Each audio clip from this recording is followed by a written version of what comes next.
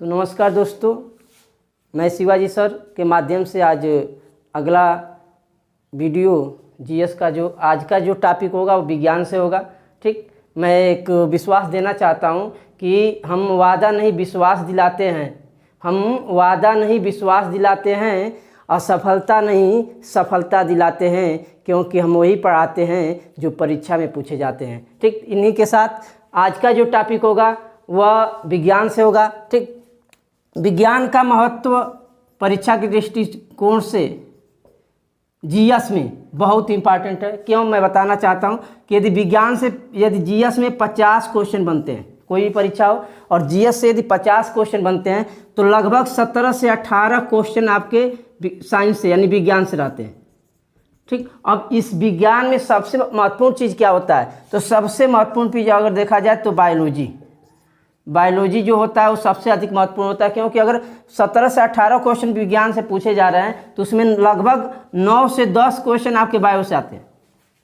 ठीक, तो इन सब चीज़ों को देखते हुए मैं और आगामी परीक्षाओं को, जैसे मान लीजिए आपका group D railway group D है, ठीक, आपका एनटीपीसी है, ठीक, एनटीपीसी, ठीक, आपका मान लीजिए एसएससी के जो भी एग्ज़ाम आते हैं, ठीक, SSC MTS lower division clerk, ठीक, या यूपी से संबंधित जो भी परीक्षाएं होती हैं उनमें विज्ञान से अत्यधिक क्वेश्चन आते हैं। ठीक, तो मैं इसीलिए आज का जो टॉपिक लेकर आया हूँ विज्ञान से, और विज्ञान से जो टॉपिक होगा वो होगा बायो से। ठीक, क्योंकि यह रीज़न इसका यही है कि विज्ञान में बायो से अधिक क्वेश्चन आते हैं। ठीक, और उसमें भी जो टॉपिक मैं पढ़ाने जा रहा हूँ वो बहुत ही इम्पॉर्टेंट है परीक्षा के दृष्टिकोण से। आज का जो टॉपिक होगा वो होगा कोशिका विज्ञान। ठीक, देखिए कोशिका विज्ञान यानी इसको अगर देखा जाए तो क्वेश्चन बनता है कि कोशिका के अध्ययन को क्या कहते हैं, तो कोशिका के अध्ययन को हम बोलते हैं साइटोलॉजी।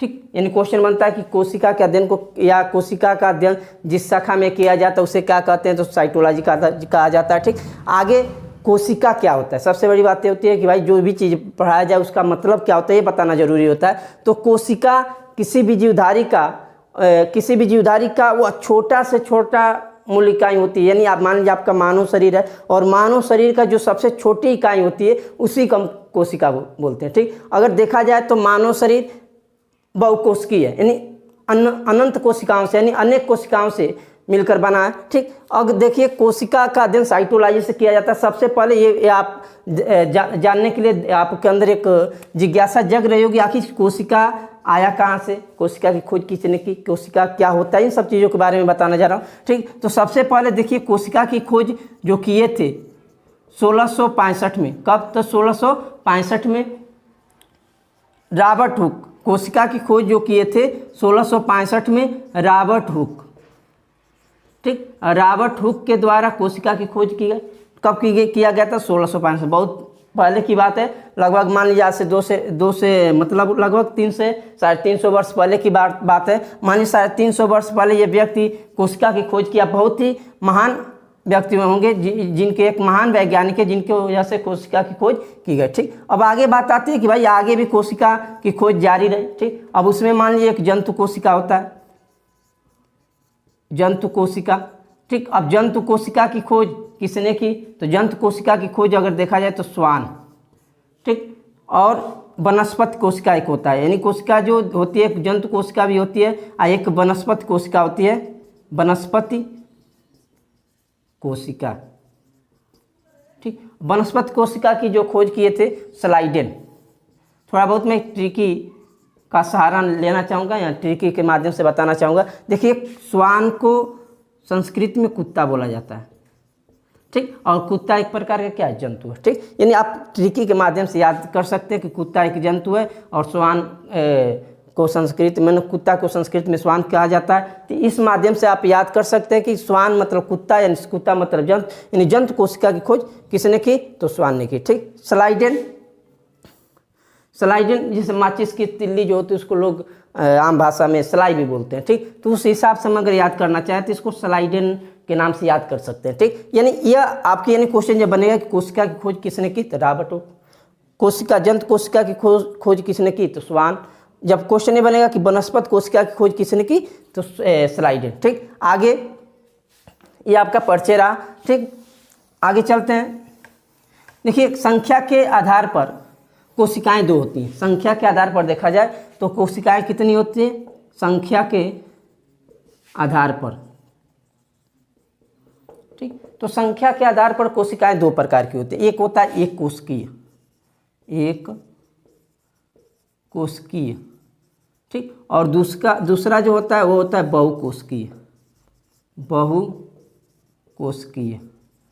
ठीक, अब देखिए, कहने का मतलब है कि एक कोशिकीय जीव भी होते हैं और बहुकोशिकीय, यानी एक कोशिकीय किसे कहा जाता है कि वे जीव जिनके अंदर या जिनका निर्माण या जो केवल एक कोशिका से बने होते हैं उनको हम एक कोशिकीय कहते हैं। जैसे एग्जाम्पल आपको याद होना चाहिए, क्योंकि परीक्षा में अत्यधिक पूछे जाते हैं सब क्वेश्चन। और आज का जो टॉपिक है आगामी परीक्षा के दृष्टि से बेहद इंपॉर्टेंट होगा, क्योंकि बायो में कोशिका से सबसे अधिक क्वेश्चन बनते हैं। ठीक, तो देखा जाए एक कोशिकी में कौन कौन आते हैं। एक होता है अमीबा, ठीक, एक होता है पैरामीशियम, ठीक, एक होता है हिस्टोलिटिका, ठीक, एक होता है प्लाज्मोडियम,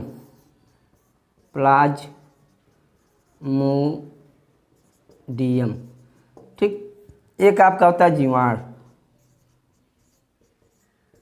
ठीक, यानी ये आपके एक कोशिकीय जीव हैं। ठीक, अब देखिए अमीबा के बारे में भी आपको मालूम होगा, पैरामीशियम के बारे में भी जानते हैं। हिस्टोलिटिका थोड़ा बहुत मैं बताना चाहूँगा कि हिस्टोलिटिका जो होता है मानव शरीर के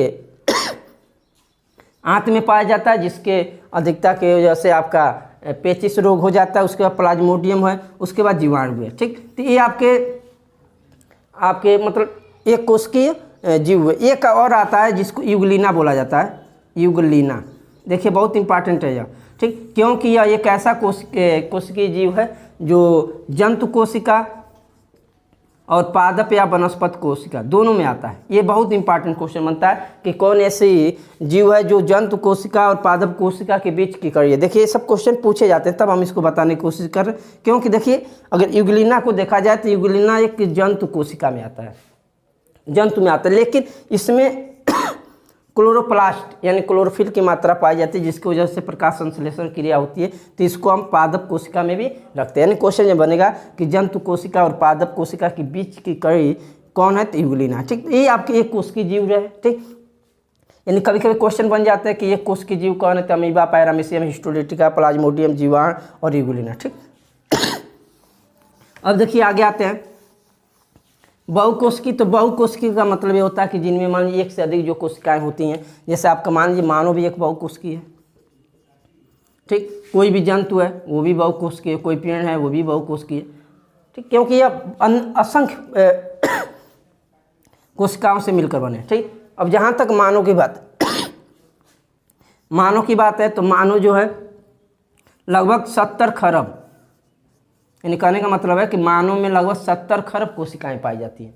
क्वेश्चन बन सकता है कभी कभी कि मतलब मानव में लगभग कितनी कोशिकाएं पाई जाती है, तो लगभग 70 खरब कोशिकाएं पाई जाती हैं। ठीक, आगे चलते हैं। अब देखिए एक बात, साधारण कुछ क्वेश्चन होते हैं। देखिए परीक्षाओं में जो भी बात होता है कि जैसे मान लीजिए होता क्या कि लोग कभी कभी बहुत हार्ड क्वेश्चन को करके चले आते हैं और आसान क्वेश्चन को छोड़कर चले आते हैं। देखिए एक आसान क्वेश्चन यदि आप परीक्षा में गलत करते हैं तो निश्चित रूप से मैं बता दूं कि अगर एक आसान क्वेश्चन गलत करेंगे तो लगभग आप 10 लाख लड़कों के या 10 लाख कॉम्पिटेटिव जो होते हैं उनके नीचे आ सकते हैं। ठीक, तो आसान क्वेश्चन कभी भी नहीं गलत करनी चाहिए। ठीक, परीक्षा के दृष्टिकोण से आगे आते हैं। ठीक, तो आगे क्या है, जैसे मान लीजिए शुतुरमुर्ग का जो अंडा होता है वो पक्षियों में सबसे भारी अंडा होता है। ठीक, और सबसे बड़ी कोशिका या सबसे लंबी जो कोशिका पाई जाती है वो शुतुरमुर्ग के अंडे में पाई जाती है। तो ये तो 2 प्रकार, संख्याओं के आधार पर 2 प्रकार की कोशिकाएं हुई थी, एक कोशिकी एक बहुकोशिकी। अब आते हैं जीव के आधार पर, जीवों के आधार पर कोशिका,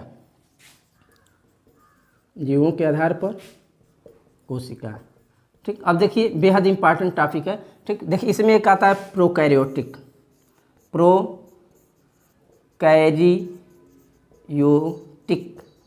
ठीक, और दूसरा होता है यूकैरियोटिक,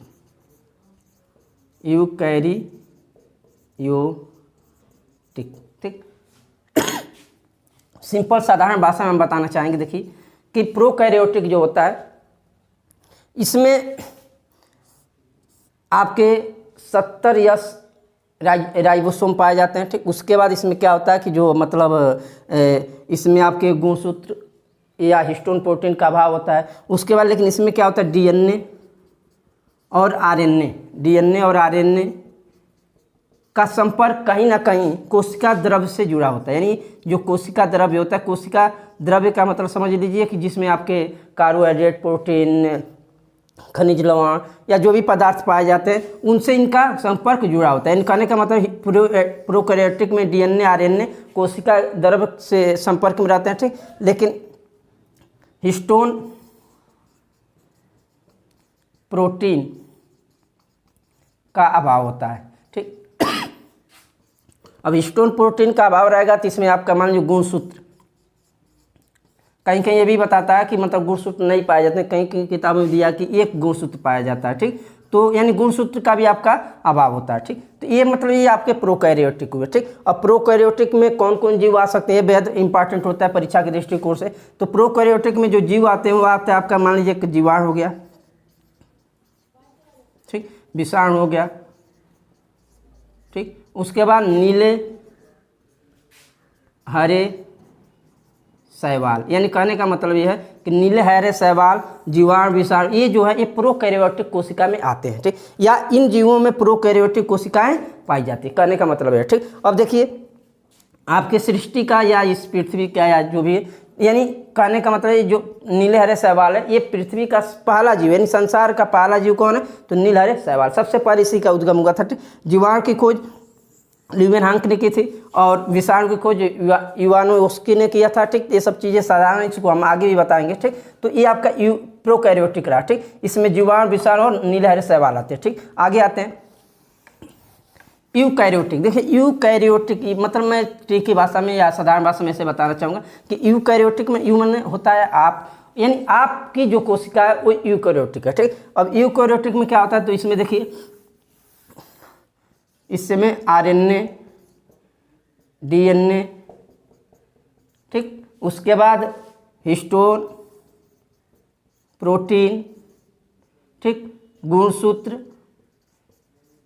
ये सब विकसित होते हैं। सभी जो होते हैं विकसित होते हैं। उसके बाद जो केंद्रक कला होती है, केंद्रक कला, केंद्रक, ठीक, कोशिकांग जो होते हैं, ठीक, सभी क्या होते हैं, विकसित। यानी क्वेश्चन बनता है, क्वेश्चन ऐसे बनेगा कि कौन ऐसे कोशिका है जिसमें केंद्रक कला, केंद्रक कोशिकाओं का पूर्ण विकसित रहते हैं, तो आपका यूकैरियोटिक होता है। इसमें आरएनए, डीएनए, हिस्टोन प्रोटीन, ठीक, और आपका गुणसूत्र, ये सभी पाए जाते हैं। ठीक, तो इसको हम बोलते हैं यूकैरियोटिक। ठीक, आपका मानो या आप हैं जो आप जैसे हैं उसमें क्या होना, मतलब आप लोग जैसे मानो है तो वो क्या है, यूकैरियोटिक है। ठीक, अब देखिए यूकैरियोटिक जो एक कोशिका है तो इस कोशिका के कुछ अंग भी जिसको कोशिकांग बोला जाता है। ठीक, तो कोशिकांग में जैसे मान लीजिए, अब इसका एग्जांपल हम बता सकते हैं कि इसके मतलब यूकैरियोटिक में कौन कौन आते हैं। तो देखिए इसमें केवल आप इतना ध्यान रखिएगा कि इसमें जीवाणु,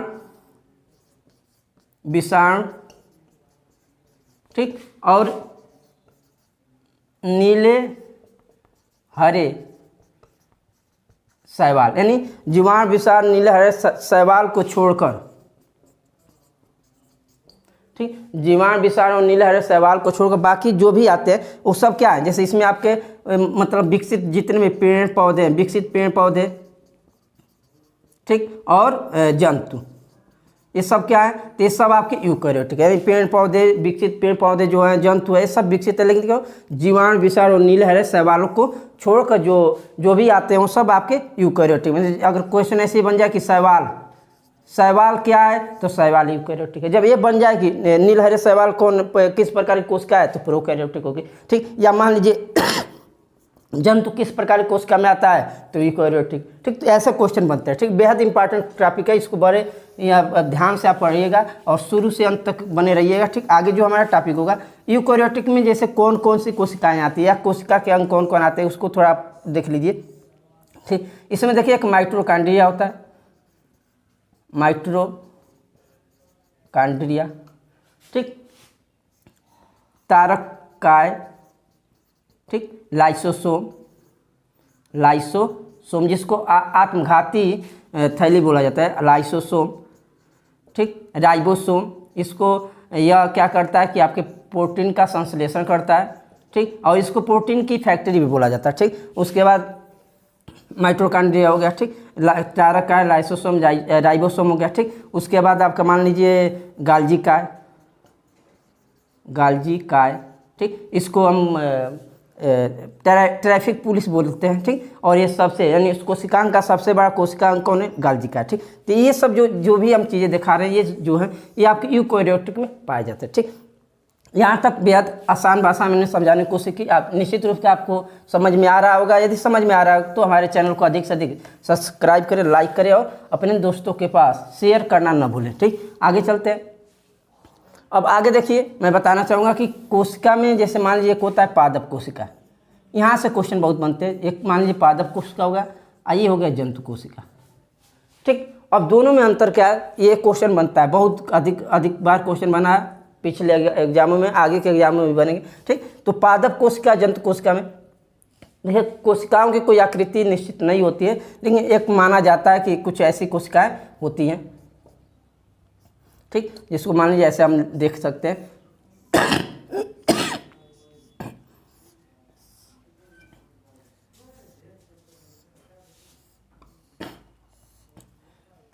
ठीक, ऐसे कुछ कोशिकाएं होती है, इसके बीच एक कला होता है। ठीक, ये आपकी ये भी जो भी ये रेखाएं देखी जा रही है, ये कोशिका भित्ति है, इसको हम कोशिका भित्ति बोलते हैं। ठीक, और ये बीच में आपका मध्य कला है। ठीक, यानी कोशिका भित्ति आपके देखा जाए तो 4 परत होते हैं, कोशिका भित्ति के 4 परत होते हैं। ठीक, ये आपका मान लीजिए एक कोशिका, इसको पादप कोशिका कहेंगे।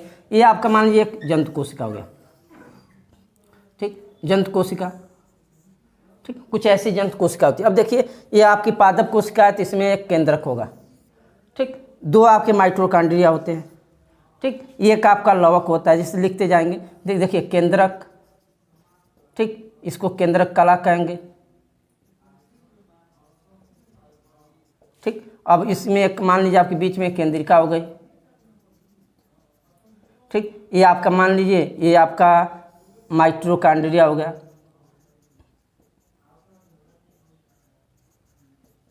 ठीक, ये मान लीजिए आपका लाइसोसोम। देखिए हम बेहद आसान तरीके, ये आपका राइबोसोम,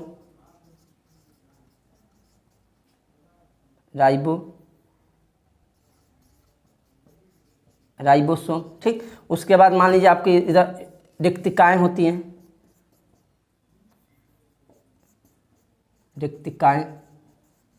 ठीक, उसके बाद आपका ये मान लीजिए ये जो ये आपका इसको हम इसको ये वाला जो रेखा, इसको हम प्लाज्मा झिल्ली बोलते हैं। प्लाज्मा, कहीं दूर लिख लेते हैं, मान लीजिए यहाँ लिख लिए प्लाज्मा झिल्ली। ठीक, ये आपका मतलब ये आपके पादप कोशिका हुआ। ठीक, आगे आते हैं, ये आपका जंतु कोशिका, इसमें भी केंद्रक पाया जाएगा, इसमें भी केंद्रिका होगी, इसमें भी। मान देखिए हम एक तुलना करने जा रहे हैं, इसमें भी केंद्रक होगा, इसमें भी आपकी केंद्रक कला होगी, केंद्रिका होगी। ठीक, माइटोकॉन्ड्रिया इसमें भी होंगे। ठीक, लाइसोसोम इसमें भी होंगे। ठीक, राइबोसोम इसमें भी होंगे। ठीक, अब देखिए थोड़ा बहुत इसमें क्या अंतर हम बताने चाह रहे हैं, जो परीक्षा के दृष्टिकोण से बहुत ही इम्पॉर्टेंट। जैसे आपका तारक काय, जिसको सेंट्रोसोम बोलते हैं। ठीक, उसके बाद आपका देखिए यहाँ पर इसमें आपका एक अंतर जो हो सकता है, लवक। ठीक, तो ये आपके मतलब परीक्षा के दृष्टिकोण से ये सब क्वेश्चन क्या बनते हैं? देखिए क्वेश्चन पहला बनता है कि निम्नलिखित में से पादप कोशिका और जंतु कोशिका कौन अलग करता है? ठीक, तो देखिए अलग करने का मतलब है, जैसे लवक जो है ये आपका जंतु कोशिका में नहीं पाया जाता, किस में पाया जाता है? तो पादप कोशिका में पाया जाता है। ठीक, उसके बाद देखिए ये जो आपकी जो कोशिका भित्ति हो गई, कोशिका भित्ति। देखिए जिसको सेल वाल बोला जाता है अंग्रेजी में, सेल वाल। ठीक, एक बेहद इंपॉर्टेंट क्वेश्चन बनता है कि निम्नलिखित में से कौन ऐसी कोशिका है जो जंतु कोशिका में नहीं पाई जाती है, या पादप कोशिका, ऐसे क्वेश्चन बनते हैं। ठीक, तो सेल वाल जो है वो केवल किस में पाया जाता है? पादप कोशिका में। आपका जंतु कोशिका में सेल वाल नहीं पाया जाता। ठीक, देखिए अब कॉमन क्या होते हैं? केंद्रक आपके पादप और जंतु दोनों में पाए जाते हैं, केंद्रक कला पादप और जंतु दोनों में पाए जाते हैं, केंद्रिका दोनों में पाए जाते हैं, माइटोकॉन्ड्रिया दोनों में पाए जाती है, राइबोसोम दोनों में पाए जाते हैं, गाल्जी काय गाल्जी काय दोनों में पाए जाते हैं, ठीक। लेकिन एक चीज़ ध्यान दीजिए, इसमें जो गाल्जी काय पाया जाता है उसको हम बोलते हैं डिक्टियोसोम,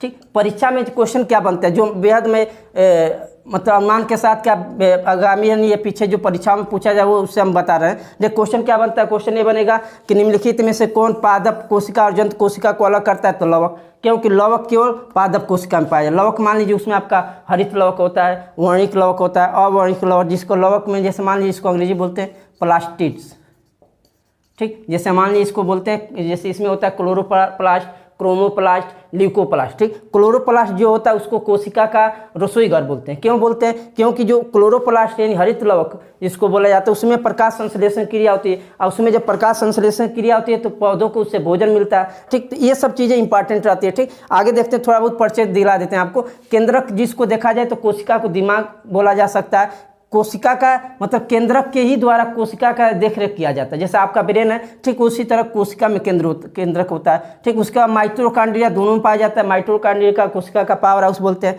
ठीक। लाइसोसोम को हम क्या बोलते हैं, आत्मघाती थैली बोलते हैं। राइबोसोम क्या करता है कि यह प्रोटीन का संश्लेषण करता है, जिसको प्रोटीन का फैक्ट्री बोला जाता है। गाल्जी का जो कोशिकांग का सबसे बड़ा अंग है, जिसको ट्रैफिक पुलिस बोला जाता है, ठीक। लवक जो केवल पादप कोशिका में पाया जाता है, ठीक। पादप कोशिका में पाया जाता है। तो लवक 3 प्रकार के होते हैं, एक होता है हरित लवक जिसको क्लोरोप्लास्ट कहते हैं, एक होता है वर्णिक लवक जिसको क्लोरोप्लास्ट कहते हैं, ठीक, क्रोमोप्लास्ट कहते हैं, एक होता है अवर्णिक लवक जिसको क्रोमोप्लास्ट कहते हैं, ठीक। तो हरित लवक जो होता है, जो क्लोरोप्लास्ट होता है, उसमें प्रकाश संश्लेषण क्रिया होती है, इसलिए उसको हम कोशिका का रसोई घर कहते हैं, ठीक। अब देखिए सबसे अलग एक जो ये तारक का या सेंट्रोसोम है, इसमें एक पाया जाता है सेंट्रियोल, ठीक। अब ये भी क्वेश्चन बनता है कि मतलब निम्नलिखित में से कौन ऐसा कोशिकांग है जो पादप कोशिका में नहीं पाया जाता है, तो यहाँ से यानी इन सब चीज़ों को अधिक ध्यान दीजिएगा कि सेंट्रियोल, कोशिका भित्ति और लवक, ये आपके जंतु कोशिका और पादप कोशिका में अंतर उत्पन्न करते हैं, अंतर को बताते हैं, ठीक।